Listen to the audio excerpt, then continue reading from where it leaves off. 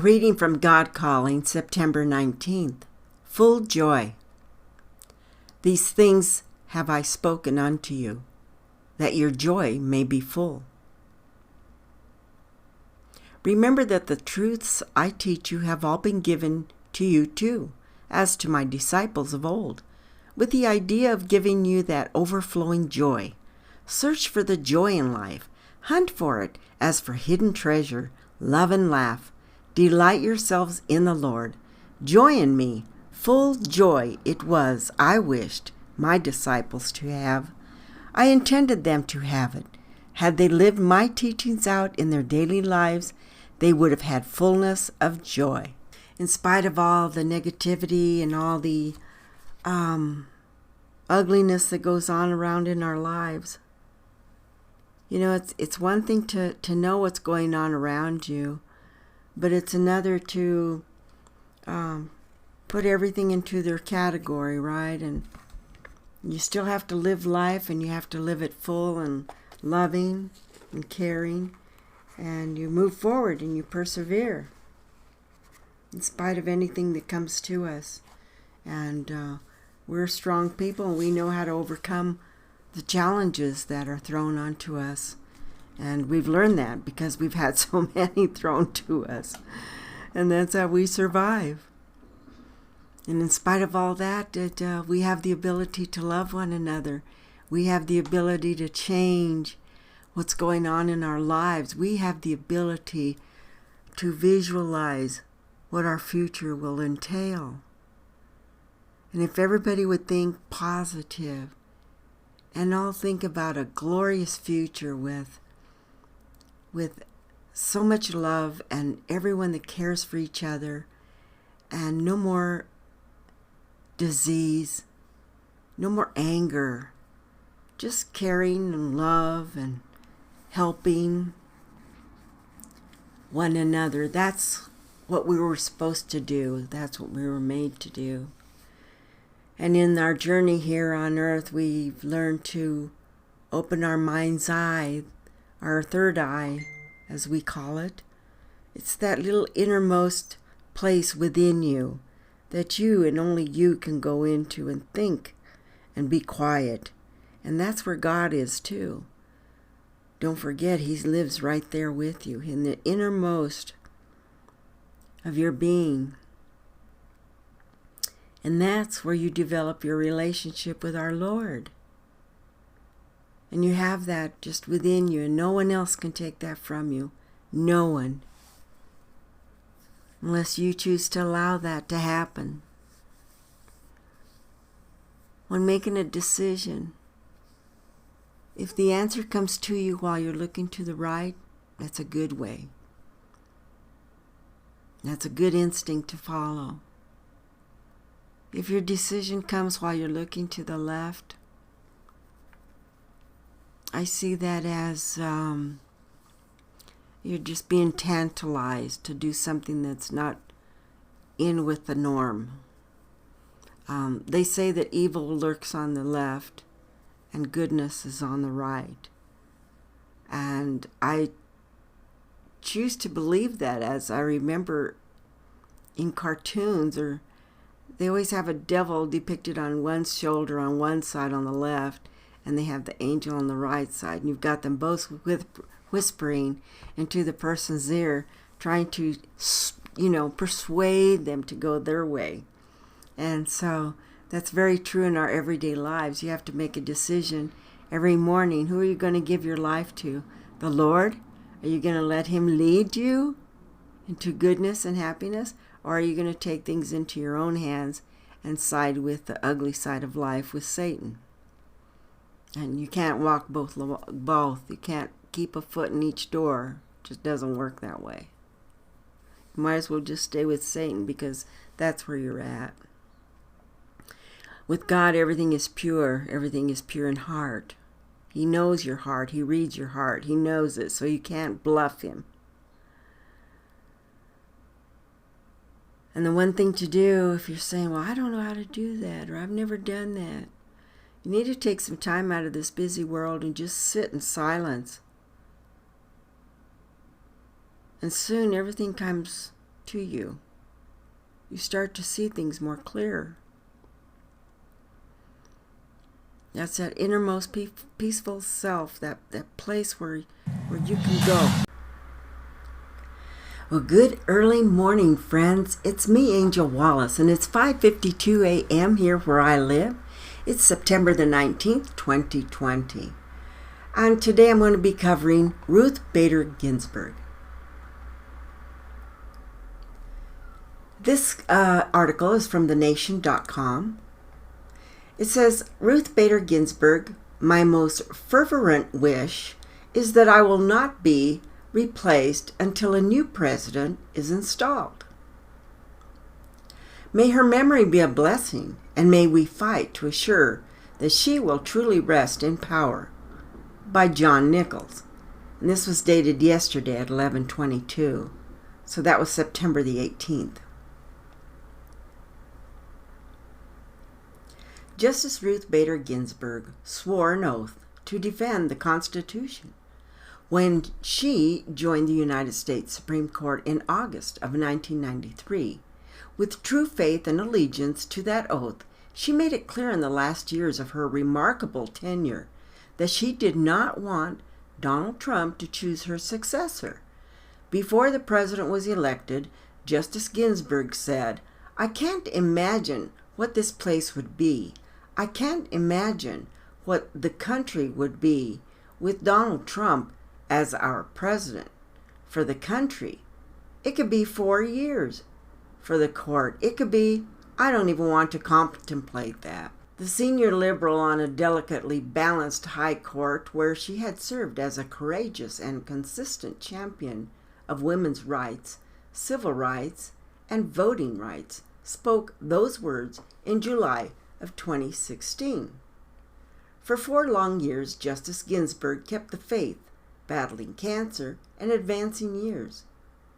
Just days before her death, Friday, at age 87, the justice dictated a statement to her granddaughter, Clara Spera, that read, "My most fervent wish is that I will not be replaced until a new president is installed." That was not her wish alone. Tens of millions shared it. Now, however, the dread prospect is upon us. Thousands gathered outside the Supreme Court building Friday night to mourn. They recognized immediately that we must honor Justice Ginsburg's service, not merely because, as Chief Justice John Roberts said Friday evening, our nation has lost a jurist of historic stature, but because of this remarkable women's epic role in advancing the cause of gender equity. Justice Ginsburg was a trailblazer, the second woman to serve on the Supreme Court, the first Jewish woman, and a voice for all Americans, not just the wealthy and powerful, said Alliance for Justice President Nan Aaron.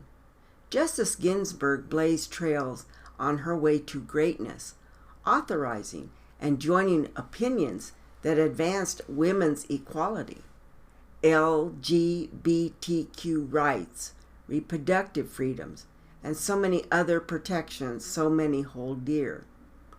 She was a giant, and we shall not see her likes again,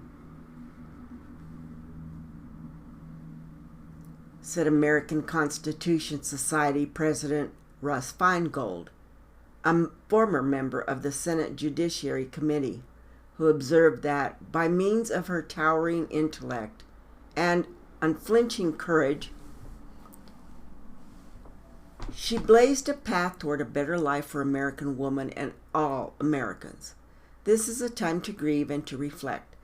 Yet, Justice Ginsburg has died in a presidential election year, just 46 days before Donald Trump will face his day of reckoning with the voters. It does not disrespect the justice's memory to speak in this moment of honoring the notorious RBG's most fervent wish. So for those of you that don't understand what was going on in the beginning, she did stand up for women, and she did stand up for a lot, and she fought hard for women's rights. Good or bad or indifferent, she did fight hard. So I find this article to be a little strange in that it's like, let me push this in your face. This was her last thought. Like everybody knew the last thought. But then it just tells us that her last thought was just given to her granddaughter. And we've already known what she wanted to do years ago. So all this is just all, pomp and circumstance. It was just to try to give this, some reflection on what their thoughts are, what they want. This is all driven by the Democrat Party, the cabal. Everybody's a puppet. She was a puppet. Everybody in the Congress, puppets. There's people that are higher above them. They're the ones that rule what goes and takes place. And so now they're pushing this to our faces that she didn't care for President Trump. But, I find it strange that this lady had died back in 2019. I saw it from my very own eyes. I just happened to be watching Fox News. And out came her picture, and it said Ruth Bader Ginsberg, and they gave her birth and death date. Within seconds, they withdrew that and never talked about it. But a lot of us saw it, and pictures were taken. So I found that interesting that, we've known back then since she died, is that they had her probably on ice, waiting for the right moment because they're still hoping that they have a chance at the presidency. See, this is a delusional mind, a delusional ideology. This is their satanic cult, their beliefs. This is no different than you people believing in what you believe in. These people are part of the satanic world. They believe in it, and they all strive for the same goal. And they all work together. And you hear him, President Trump, but sometimes he'll emphasize that. Why is it that they all work together? They fight amongst each other, but they all work for the common goal. And that was one thing he was trying to stress when he first came into office with the Republican senators. And he's finally cleaned house. And now the Democrats have to clean house. And so today they lost what they thought was going to be their ace in the hole. And it's not going to happen, unfortunately. And we heard the other night when President Trump was in Michigan, I believe, he gave about 3 or 4 names of people that he thought would be a good selection for the Supreme Court justice position. So, I just found that interesting. What are your thoughts on Ruth Bader Ginsburg? They're all the last names of the people that I spoke about in here. They're all Jewish people. And we know that the cabal, they're all Jewish. They're the bad side of the Jewish. They're not the good side. And, that's why this came to my mind, because they all had this one on ice. They didn't want to explain or tell anybody that she had already died. And I find it very strange that I already saw an article that says she was buried on the 18th. Or excuse me, she was buried on the 18th. But yet she died on the 18th. So how do you announce a death and then bury her immediately? Well, the reason why you want to bury it immediately is so that no one can question it. Okay? They think we're really stupid, but we're not. And that's the point I was trying to emphasize. Here's a statement from Donald J. Trump, at Real Donald Trump. Statement from the President on the passing of Supreme Court Associate Justice Ruth Bader Ginsburg. Today our nation mourns the loss of a titan of the law. Justice Ruth Bader Ginsburg served more than 27 years as an Associate Justice of the Supreme Court of the United States, notably just the second woman to be appointed to the court. She was a loving wife to her late husband, Martin, and a dedicated mother to her 2 children. Renowned for her brilliant mind and her powerful dissents at the Supreme Court, Justice Ginsburg demonstrated that one can disagree without being disagreeable toward one's colleagues or different points of view. Her opinions, including well-known decisions regarding the legal equality of women and the disabled, have inspired all Americans and generations of great legal minds. A fighter to the end, Justice Ginsburg battled cancer and other very long odds throughout her remarkable life. Our thoughts and prayers are with Ginsburg family and their loved ones during this difficult time, and may her memory be a great and magnificent blessing to the world. That was done at 7:34 p.m., and that was yesterday, September the 18th. In fact, President Trump didn't know of her passing until after the rally, and I have video to show you his expression.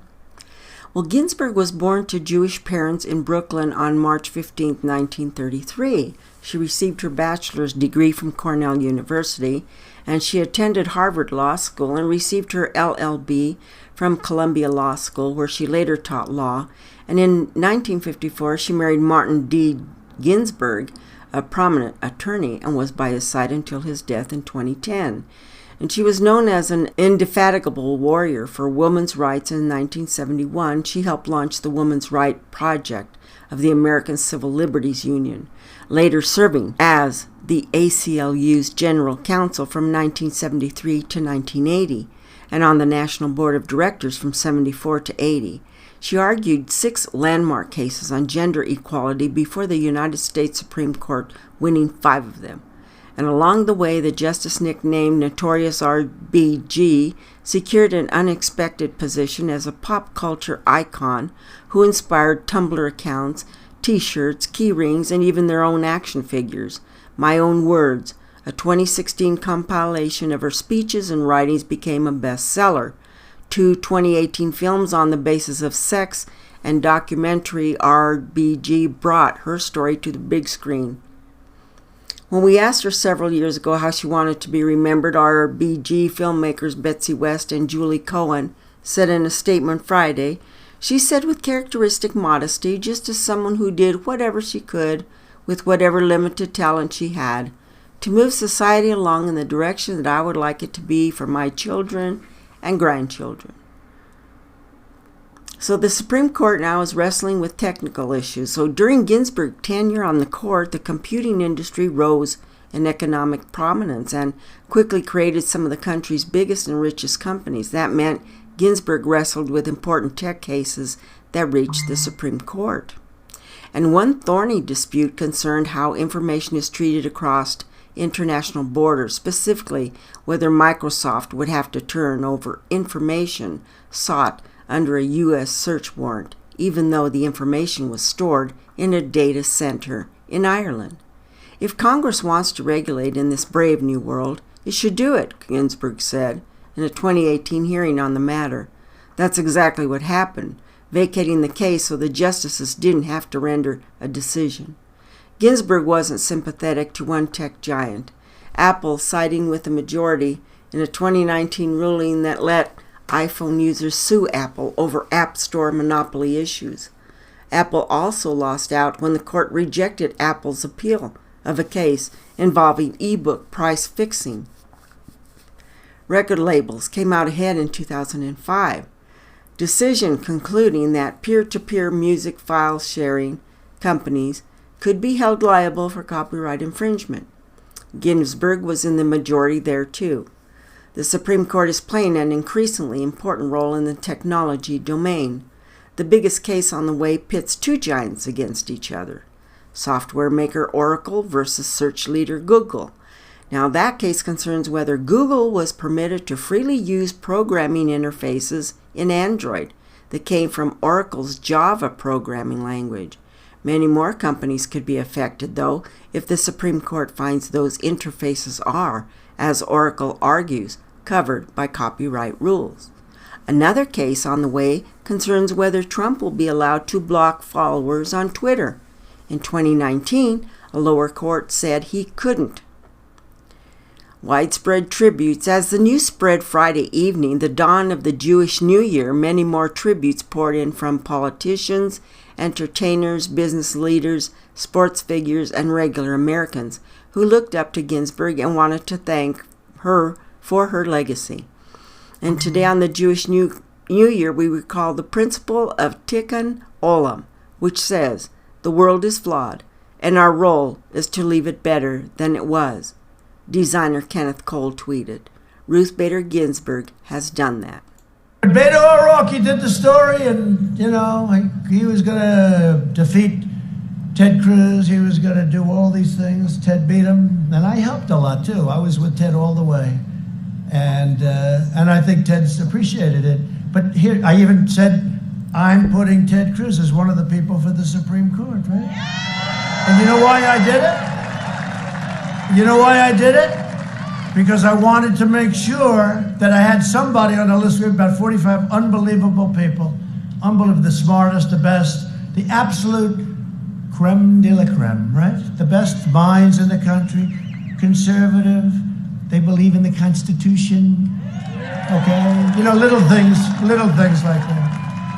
But I said, I have to have somebody that we're going to make sure we get approved. And the only one I could think of is Ted, because he's going to get 50 Republican votes and he's going to get 50 Democrat votes. He'll do anything to get him out of the Senate. But I joke when I say that to Ted, but I say it all the time. Ted's the only man I know can get 100 votes from the Senate. Every single senator is going to vote for him. But he's a great guy, and he's a brilliant guy, and he's been great. He's been really great. I kid when I say that. But,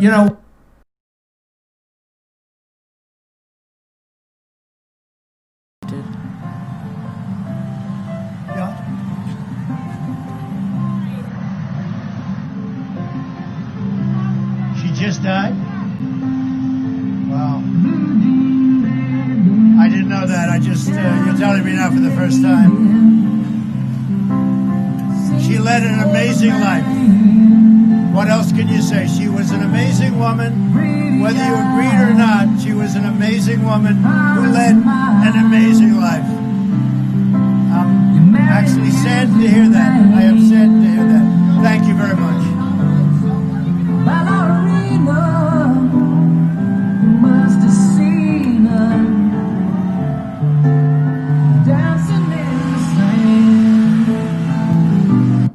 Justice Ruth Bader Ginsburg was a diminutive yet towering women's rights champion. I, Ruth Bader Ginsburg. She became the court's second female justice when she was appointed by President Bill Clinton in 1993. That I will support and defend the Constitution of... She was known for digging deep into case records and for being a stickler for following the rules. She was affectionately called the notorious RBG for her defense of the rights of women and minorities. In the most divisive of cases, she was often at odds with the court's more conservative members, but she was perhaps personally closest on the court to Antonin Scalia, her ideological opposite. Ginsburg once explained that she took Scalia's sometimes biting dissents as a challenge to be met. We were different, yes, in our interpretation of written texts, yet one in our reverence for the court. Ginsburg authored powerful dissents in cases involving abortion, voting rights, and pay discrimination against women. During her time on the court, she struggled with health issues, including bouts with cancer beginning in 1999. All this talk about tax penalty, it's all beside the point. In her final years on the court, Ginsburg was the unquestioned leader of the liberal justices, as outspoken in dissent as she was cautious in earlier years. Walter Ratliff, The Associated Press. I see where President Trump announces the new 1776 Commission to promote patriotic education in nation schools. It's an alternative to leftist brainwashing, and I think that's a wonderful wonderful thing that he is doing, because we have found out that what we've been taught is wrong. The history that we thought we knew isn't. The world that we thought we knew isn't. Okay, so President Trump announced the formation of a new 1776 commission during a speech at the National Archives Museum on Thursday, and this created a new commission that will work to instill principles of patriotic and pro-American education in defiance to the left-wing school and university systems, because they've all been pushing their ideology and their own opinions on our children. And they've been putting their own indoctrinations into our way of teaching, and they infiltrated the schools as well. They got to have their puppets in key businesses. The president spoke of the need for the new commission in light of the vision championed by the cultural left, citing the New York Times 1619 Project and critical race theory anti-white teachings pervasive throughout Fortune 500 companies and federal government agencies. The president issued an executive order banning critical race theory brainwashing at the beginning of the month. The 1776 Commission will work to promote patriotic education and defend American heritage and character. It's likely the organization will create curriculum that celebrates the American legacy as leftists in public school and university systems work relentlessly to attack it. It says here, our mission is to defend the legacy of America's founding, the virtue of America's heroes, and the nobility of the American character, Trump said, of the Commission's goals. We must clear away the twisted web of lies in our schools and classrooms and teach our children the magnificent truth about our country. We want our sons and daughters to know that they are the citizens of the most exceptional nation in the history of the world. And these radicals have been aided and abetted by liberal politicians, established media, and even large corporations, Trump said. Whether it is the mob in the street or the cancel culture in the boardroom, the goal is the same: to silence dissent, to scare you out of speaking the truth, and to bully Americans into abandoning their values, their heritage, and their very way of life. We are here today to declare that we will never submit to tyranny. We will reclaim our history and our country for citizens of every race, color, religion, and creed, the president continued. The president understands that conservatives and patriots must fight for cultural power as they do for political power, and pressing priority for conservatives who desire to fight back against the cultural left's domination of the educational world. And I applaud him for that. So he's literally taken apart the deep state government that they have infiltrated for the last 50 years, and they have been abusing our judicial system. They have been abusing everything, as we know, in every level. And President Trump is dismantling all that, and he's restoring our America, the true America. Okay, so now that Ruth Bader Ginsberg has passed away, now we're going to have a big fight for which president is going to be able to fill that seat. And so we're going to have the Republicans on one side, which would be McConnell, pushing to have an elective put in.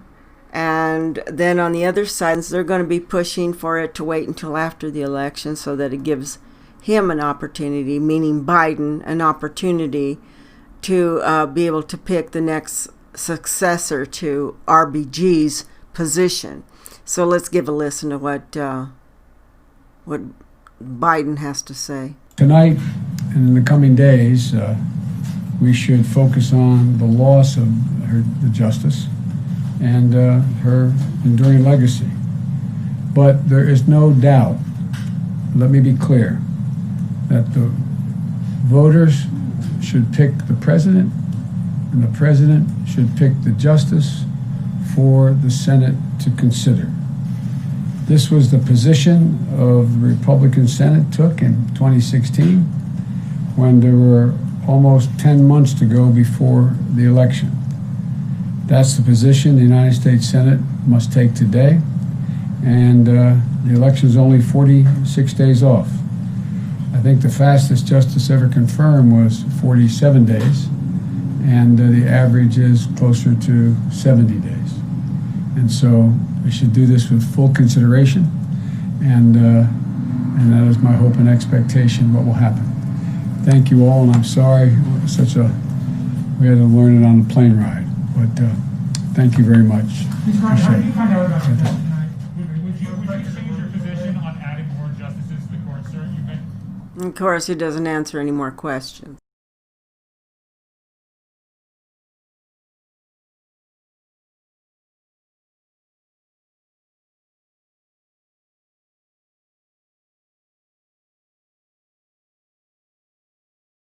Today, my administration is making the largest emergency relief award in history to rebuild Puerto Rico's electrical grid and educational system.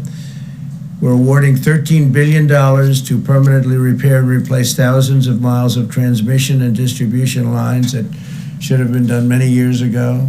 This was beyond even the storms. This was just age and a lot of the salt. The salt from that ocean is a killer for electrical stations and power generation systems. But on top of the salt, you had these massive storms or hurricanes come in.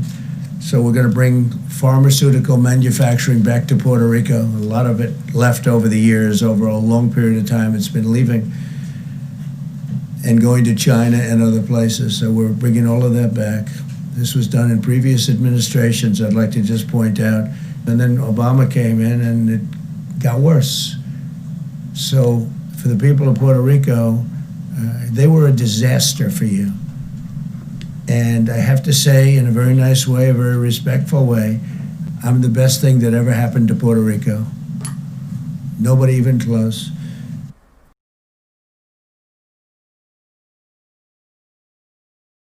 Minutes ago, the U.S. Forest Service said 14 firefighters and bulldozer operators have been injured battling a blaze in Northern California.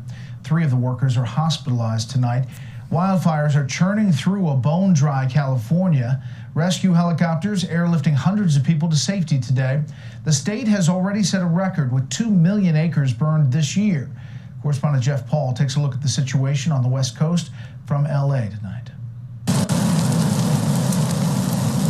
The West is burning. Dozens of wildfires sparking throughout Washington, Oregon, and California have firefighters working around the clock and some folks running for their lives. The whole time I was calm, and then I just broke down because I saw the flames, how big they were and how close to the road that they were getting to all of us.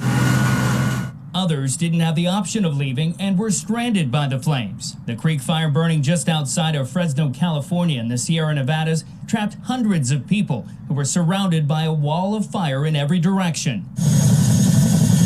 Today, the California National Guard forced to airlift more than 100 people and even some dogs to safety. At least 25 major wildfires are burning in the Golden State, many with little to no containment. And while scorching triple-digit temperatures are set to drop, the winds are now on course to strengthen. It's really a two-pronged 1-2 punch for us because it really just reduces our ability to stop these fires. The fires have caused tens of thousands to lose power in their homes up and down the western United States. But some are now facing the devastating reality they don't even have a house to return to.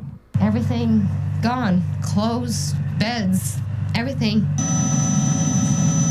While heat and fires plague California and the Pacific Northwest, in Colorado, just the opposite is happening as scorching Labor Day temperatures drop 50 to 70 degrees, causing snow to fall in parts of the state. Firefighters are now bracing for the incoming Santa Ana winds, which could cause some of those fires to grow. Even more troubling, the already record-breaking fire season still has 4 more months to go. Brett? Jeff Paul in LA. Jeff, thanks. The smoke is so bad that it has literally come into Reno because, we're close to the California border. I mean, Lake Tahoe is just right up there. Lake Tahoe changes from Nevada into California just by crossing the street. So we're being inundated with all that smoke, and it's just really been awful. So it's very thick. It's very bad for those people that have a hard time breathing as it is. So we'd, give some prayers to everyone because we're all suffering. On the East Coast, they've got the Hurricane Sally that came through. So a lot of people are displaced right now. They have no homes to go to. And we know that weather is controlled. I know I shouldn't say that because I'm going to be bombarded with people saying, well, how do you know that? Prove it. But we've known for a long time that when anything that's good that's coming up, anything that's big, that's generated to take the nation's attention, the bad people tend to develop new circumstances in different places around the world. Look here, not there's what it is. And so to me, these are all generated. I know that there were a lot of people that they were, well, not a lot, there were about, I think, 4 guys that they had picked up for arson over in Oregon. So, I've seen aerial shots of like radiation being sent down like a laser strike. And if you see an aerial shot from above, you'll notice that it just follows the roadway. It's the strangest fire you've ever seen. Look into that. A lot of the news are giving information, or look up NASA. They'll give you some overhead views of this fire and what's going on. And all that smoke. That's in Tahoe, Lake Tahoe.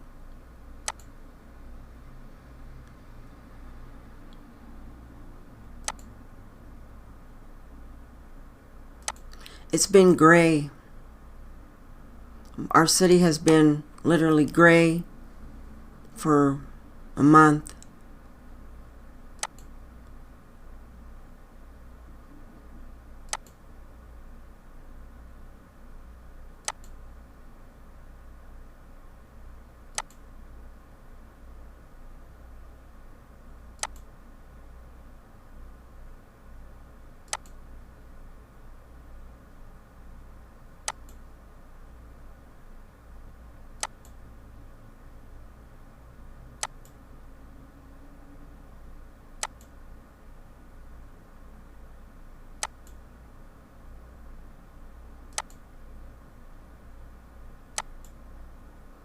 It's really sad. So, if we can give some prayers to the firefighters, the people that have been displaced, and we need rain over there. We really need rain.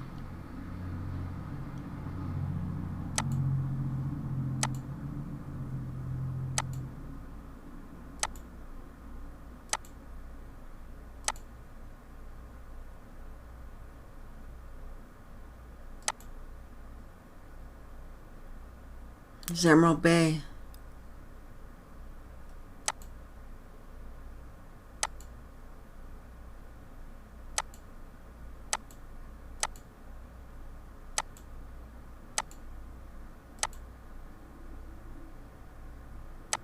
Okay, so I wanted to share that with you.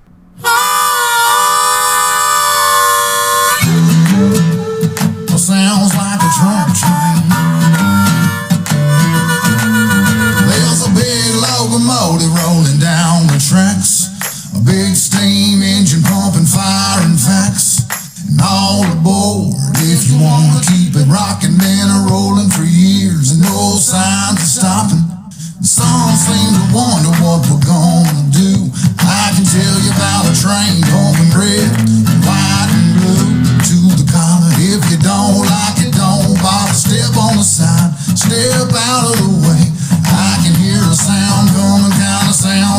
Trump train.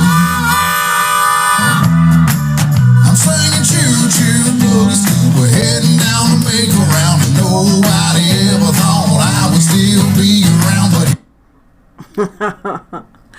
I just thought I'd end this video with a nice little song, but I'm only going to give you partial because if I don't, they'll ding me, and I don't need that. The Trump Train song is by J. Heath Graham. You can find him on YouTube, and drop by, give him a listen, finish the rest of that song, and give him a thumbs up. Okay, that's all I have for you today. Y'all have a wonderful, wonderful day. Be sure to keep the sunshine in your heart. Walk around with a smile on your face, love in your heart, and share that with others, okay? That's what makes this world go round. And that's what keeps your energies high, your vibrations high, and that's what keeps that smile on your face. Okay? Live, love, and laugh, right? Love you, see you, bye.